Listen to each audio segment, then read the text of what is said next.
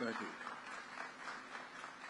For far too long, communities like many of those I represent and others throughout the Palmetto State were overlooked by the federal government, and economic opportunities were denied for generations. Your policies, Mr. President, demonstrate that you understand that we must make America's greatness accessible and affordable for everyone, everywhere. Bidenomics is delivering in every corner of South Carolina, not just the communities that were already prospering. From here in Lexington County, all the way down Highway 321 to Allendale, from Pickens up in the Piedmont to Dillon in the PD, from Marlborough County in the Sand Hills to Berkeley and Colleton counties in the Low Country, high-paying jobs are being created by South Carolinians doing work that is contributing to the future greatness of America. That's what Bidenomics is all about. Thanks to Bidenomics, South Carolina communities will no longer be left out of the digital world, but instead, every single residence and business in South Carolina will have broadband access within the next 3 years.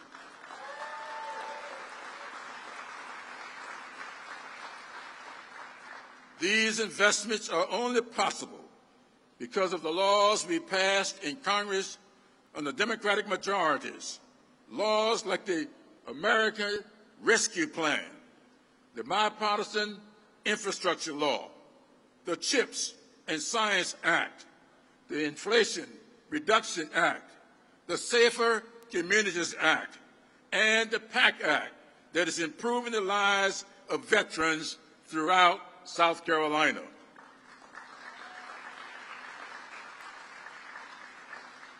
And none of my South Carolina colleagues voted for any of them, even though some of them are now trying to take credit for the benefits their constituents are enjoying.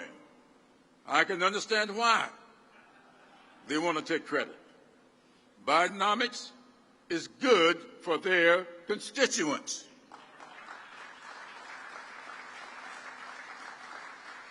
Bidenomics is good for South Carolinians. Bidenomics is good for America.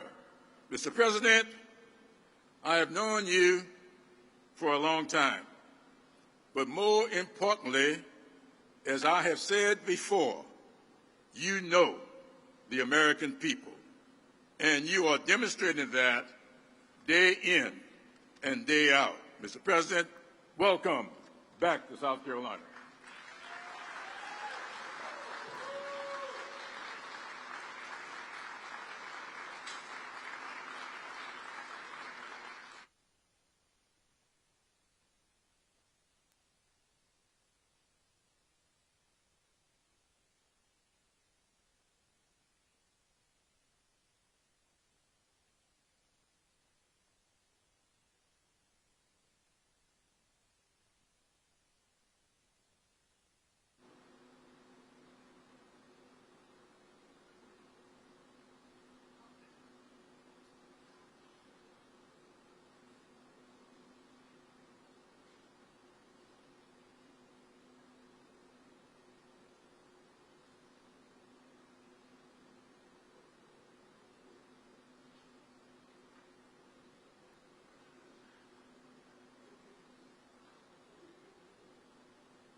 Ladies and gentlemen, please welcome Nikki Hicks.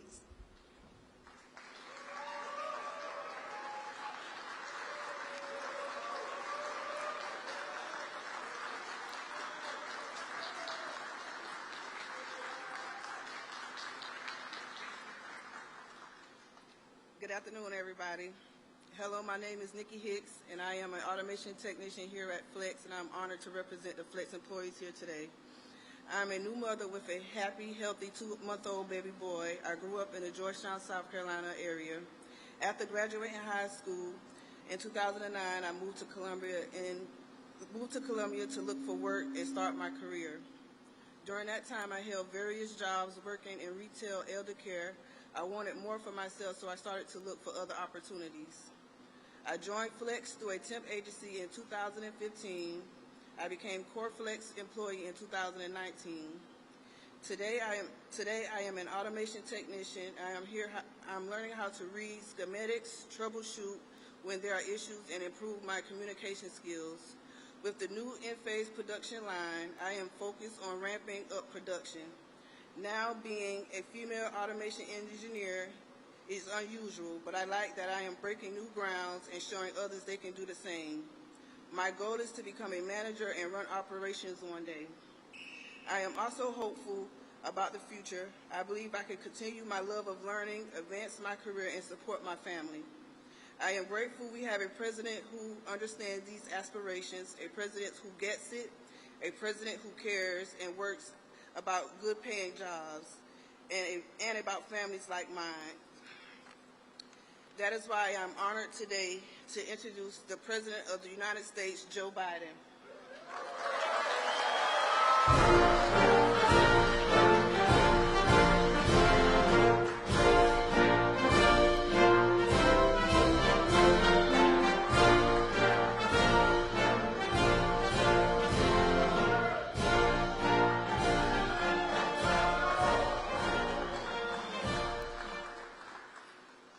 Hello, South Carolina.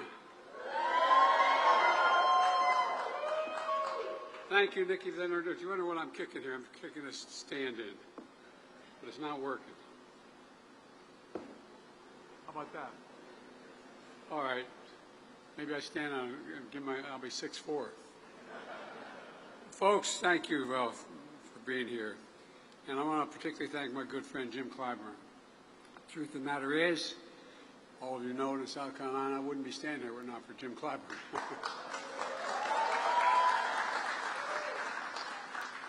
Jim has been one of the most consequential leaders in South Carolina history, in my view. He's tough, he's loyal, he's principled, and he let me. I'm going to tell you something. If he has your back, he always has your back.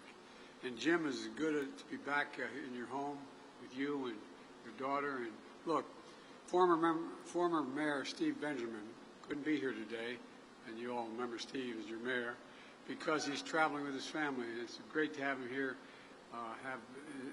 have him part of our team. But his mom and dad are here. By the way, if you have seats, sit down. I'm sorry. I once said, everybody take a seat, and there were no seats. I said, Biden's so stupid he didn't know there were no seats. Anyway. Also want to thank the leadership of Enphase and Flex for hosting us. You know, I'm here to talk about what we're doing to invest in America. And I mean invest in America, all of America, starting here in South Carolina. And to talk about the progress we made in building an economy from the middle out and the bottom up, not trickling down. When you build from the middle out and the bottom up, everybody does well. The wealthy still do very well. But that trickle-down economy, not a whole lot dropped in my dad's kitchen table growing up. It's all part of an economic vision for this country. I came to office determined, to the point that some of my own team thought I was too determined, to change the economic direction of this country, to move trickle-down economics and get rid of it where everyone from the Wall Street Journal, the Financial Times, called the program Bidenomics. I'm not sure they meant it as a compliment at the time. Our plan is working. And one of the things I'm proudest of is working everywhere, not just in the coast and big cities like previous recoveries. This time investment is working in factories being built and jobs being created, happening in rural America, the heartland, all across America. In communities that have been left out and hollowed out. This is what it looks like across the country. Over 13 million new jobs since I've been elected to office. More jobs than any president's ever created in the first 2 years. Nearly 800,000 manufacturing jobs, including 14,000 in this state alone. This state alone. And again, that's more in 2 years than was created in 4 years in any other administration. Unemployment has been below 4% for the longest time in 50 years. Inflation is less than half of what it was a year ago, and we're continuing to work on it. You know, I know we have more to do. Bringing down inflation remains one of my top priorities. Job satisfaction nationally is at a 36-year high. The share of working-age Americans in the workforce is as high as it's been in 30 years. Remember they used to say, Biden spent all this money to keep people from working? People are off the sidelines. 20 years high. Higher than every single one of my predecessors. And to pay for low-wage workers, the pay for low-wage workers, has grown at the fastest pace in 2 decades. And folks, it's no accident. It's Bidenomics in action. Trickle-down economics has failed the country for decades. It means slashing public investment on things that helped America lead the world in innovation.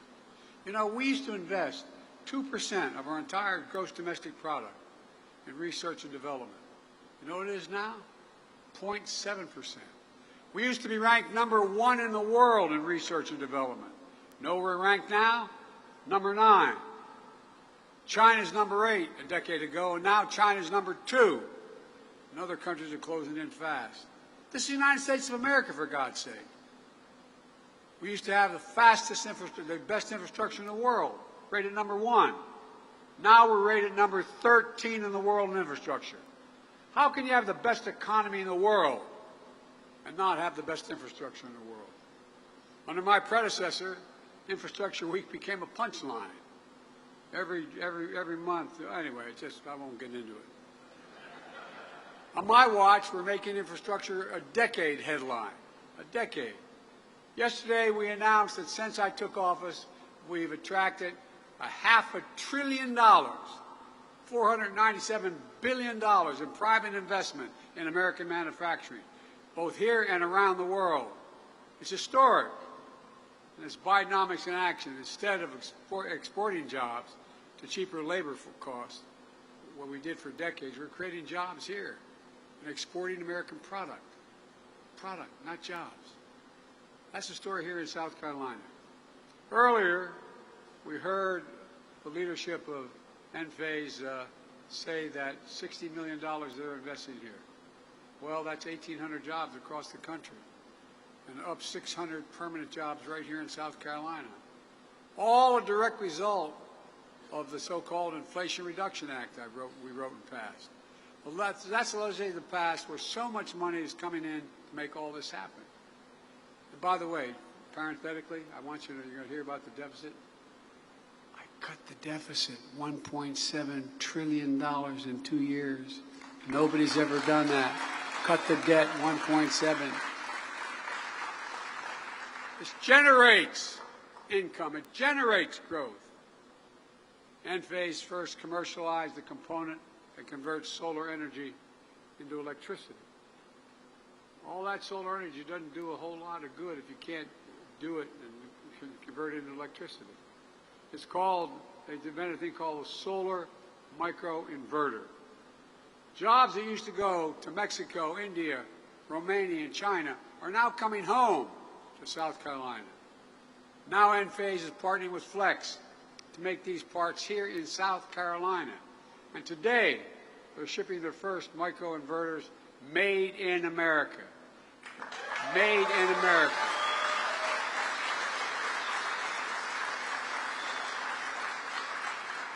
And the good news is 90% of these jobs require intelligence but don't require a college degree. And Flex is working with Midlands Technical College in Columbia to develop training and pathways so folks can get these jobs. Since I took office, we've seen over 60 domestic manufacturing announcements all across the solar supply chain. One of the biggest is in Dalton, Georgia. You may find it hard to believe, but that's Marjorie Taylor Greene's district.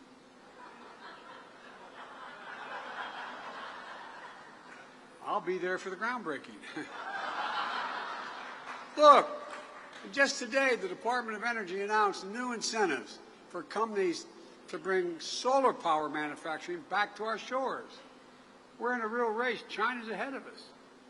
This is another step in helping us meet the goal of 100% clean, renewable energy electricity by 2035. By 2035, all electricity in America is going to be generated by clean energy. That's a big deal. It's saving billions of tons going into the air, pollution. We see the same story in semiconductors. Those small little computer chips the size of the tip of your finger that affect nearly everything in our lives, from your cell phone to automobiles to refrigerators to the most sophisticated weapon systems. They need these. And guess what? America invented these chips. We're the ones that invented them. We sophisticated those chips. We made them what they are. But over time, we went from producing nearly 40% of the world's chips down to less than 10%. That's why we designed and I signed the Chips and Science Act. All these names don't mean much until you know what they produce, because I knew we had to reclaim America's leadership. Now, all over the country, semiconductor companies are investing a record hundreds of billions of dollars to bring chip production back home in Ohio, New York, Arizona, all across, like outside Columbus, Ohio. Intel is investing in 1,000 acres outside of Ohio, $20 billion. $20 billion. It's going to take 7,000 people to build the two, they call them fabs, factories, and it's going to take 5,000 permanent workers. Near Syracuse, Micron is investing up to $100 billion over the next 20 years, beginning now. In Phoenix, Arizona, TSMC is investing $40 billion, producing thousands of good-paying jobs.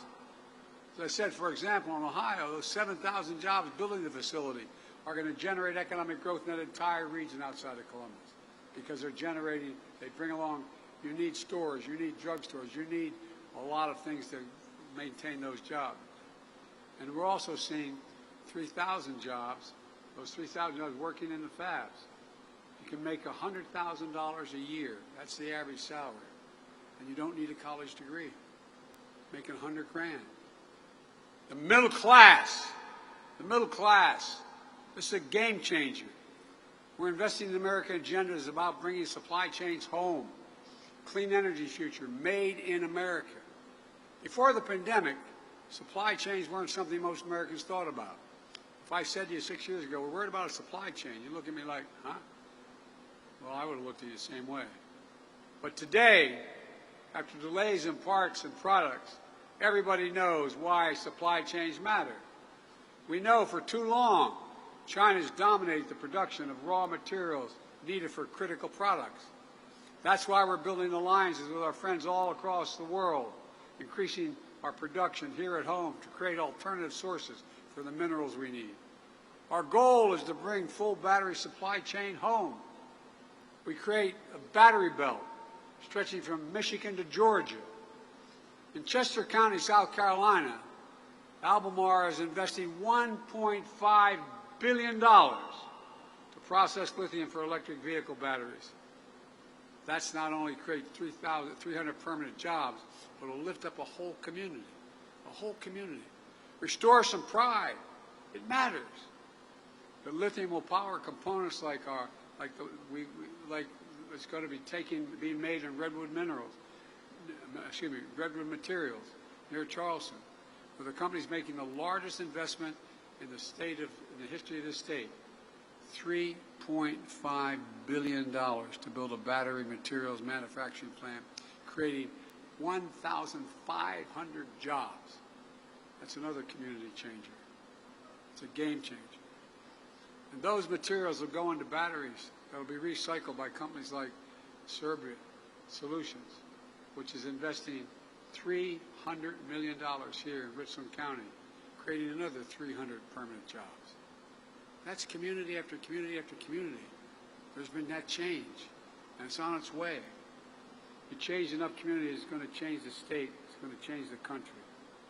And Jim Clyburn's Institute, Promega, Energy Storage Technologies, is investing $279 million to manufacture batteries, to store energy, to power the grid. Look, what do you think we have said if I came when I was here trying to get the nomination 3 years ago? And I told you, while I was campaigning that we'd see this kind of investment in South Carolina, billions of dollars. I think he would have been a little skeptical.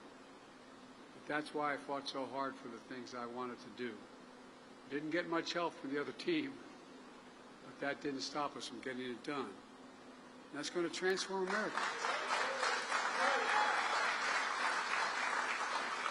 All told, since I signed the Inflation Reduction Act and the CHIPS and Science Act and the law, companies have announced $11 billion in manufacturing and clean energy investments just in South Carolina. $11 billion. Companies across the county, across the country, are expanding factories, building new ones, creating tens of thousands of good-paying jobs, most of which don't require a four-year degree. And when I say every job in America should be a good job, including a free and fair choice to join a union, I mean it. Every venture to manufacture clean energy technology will be made stronger by collective bargaining relationships. But that's up to you to decide.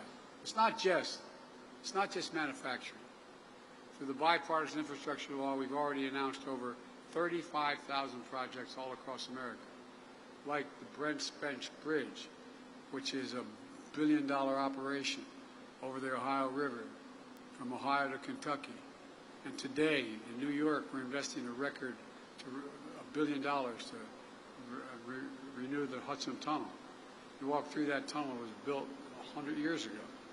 It's fallen apart. You'll be able to go through it 100 miles an hour instead of 30 miles an hour. Up in Union County, South Carolina, we're building 6 bridges critical to moving people and goods across this region.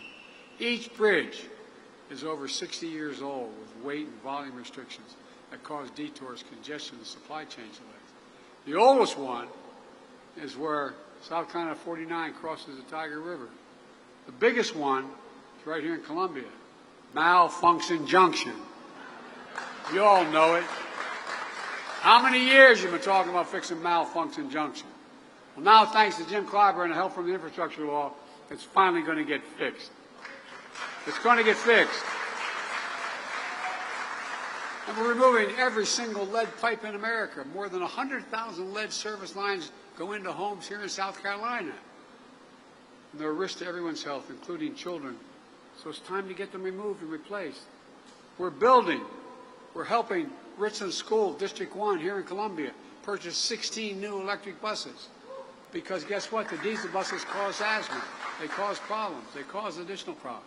You all remember during the pandemic that thousands of people in this state didn't have a connection to high-speed internet wherever, in their business or their home. Everybody now talks about we're going to close that digital divide. That divide between those who have reliable internet connection and those who don't. South Carolina is receiving $1 billion to close that divide, connecting every home and small business across rural America, rural South Carolina, that doesn't have reliable high-speed internet. Thanks to Jim Clyburn's Affordable Connectivity Program, fancy name, but it's real, that's saying that 359,000 South Carolinian families are already saving $30 a month on their internet bills. Look, we're doing this in communities all over the country. You can see exactly where the money's going and whether you're affected in your community here by going to invest.gov. Click on to invest.gov, put in your location, and they'll tell you what's happening in your community.